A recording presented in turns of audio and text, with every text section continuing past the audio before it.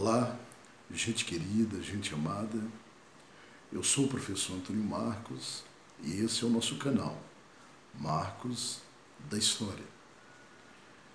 Como tenho feito nos vídeos anteriores, sempre faço menção dos meus professores, meus mestres, e lembrando lá do primário, fiz menção da dona Dailva, da dona Mara. Agora, dessa feita, é a dona Leolina, minha professora lá na década de 80, na Escola Estadual Ana Faria, em Pedra Azul. Ok. Dando sequência a essa série de vídeos sobre Roma, sendo que nós já falamos de Roma no seu período monárquico, falamos de Roma no seu período republicano, e dessa feita nós vamos falar de Roma no seu contexto imperial. O período imperial é um período muito longo, que tem aí quase 90 imperadores, então não dá para você falar um por um. Então nós dividimos o período imperial em Roma em duas etapas. A primeira etapa, aquela que estudamos no vídeo anterior, que é o chamado de Alto Império, ou o Império Romano está em alta, quando se dá um destaque para 4 dinastias, que é a dinastia Júlio-Claudiana, que começa lá no governo de Caio Otávio, né? Júlio é uma menção a Júlio César, e vai até o governo de Cláudio. A segunda dinastia nesse período do Alto Império é a dinastia dos Flávios, a dinastia Flaviana. A terceira dinastia, a dinastia dos Antoninos. E a quarta e última dinastia do Alto Império Romano é a dinastia dos Severos. Ok. Findou essas 4 dinastias, inicia um outro período, uma outra etapa. Se a primeira etapa foi Alto Império, então a segunda etapa é Baixo Império, ou o Império Romano está em queda, está em baixa.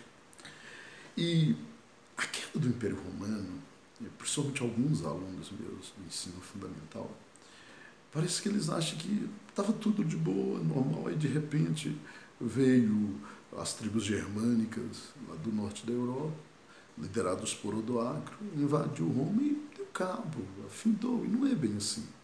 É um período longo, né? E levou aí uns 3 séculos, né, para consolidar de fato. Talvez a queda do Império Romano, que acontece no século V, poderia ter sido bem antes. Talvez devido ao jogo de cintura, a liderança de alguns imperadores que conseguiu dar um fôlego por mais tempos, né? Dentre esses imperadores, nós temos um destaque para 3.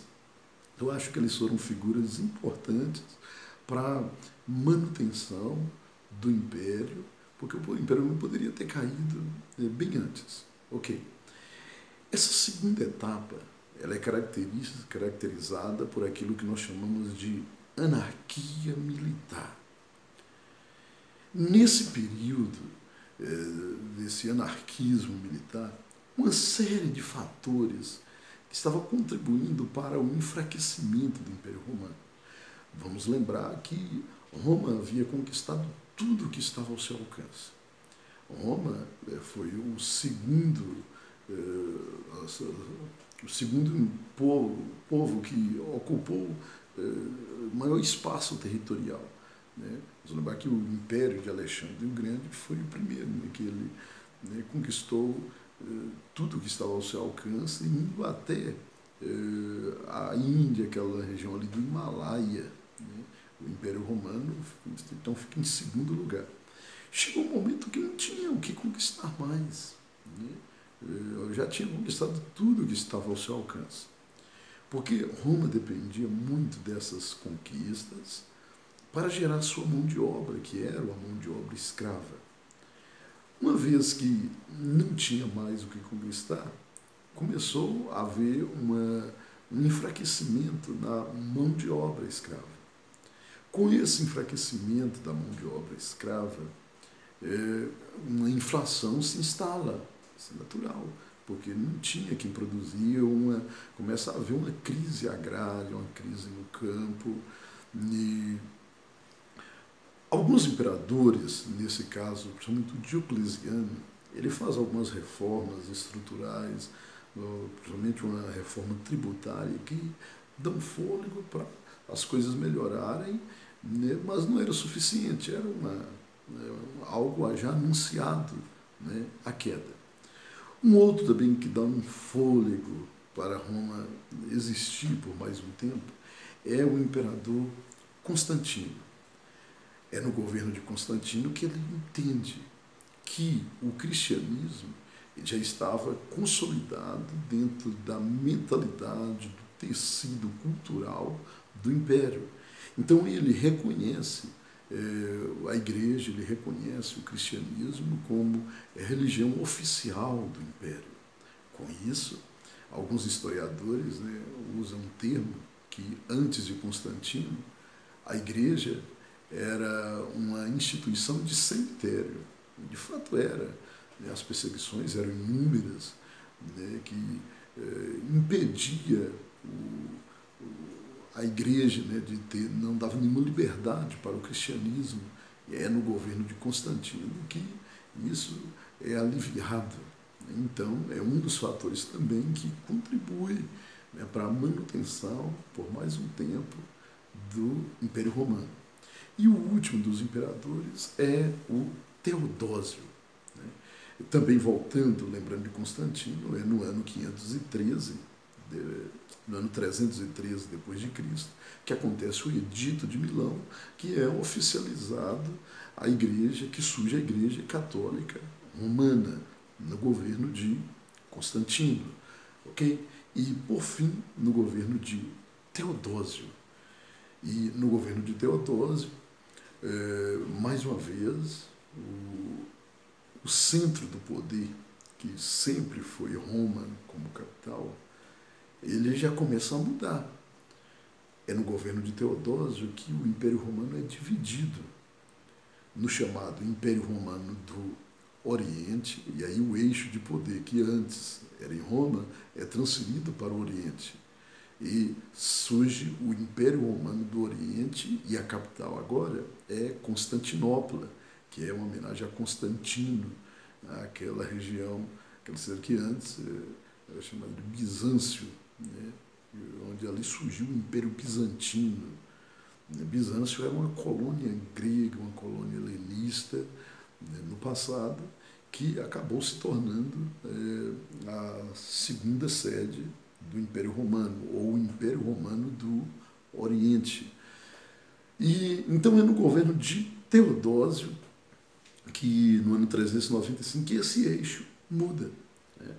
Então, mas menos de um século depois, né, o que existia cá no Ocidente, em Roma, já dava sinais de fragilidade. Vamos lembrar que Roma tinha muitos inimigos.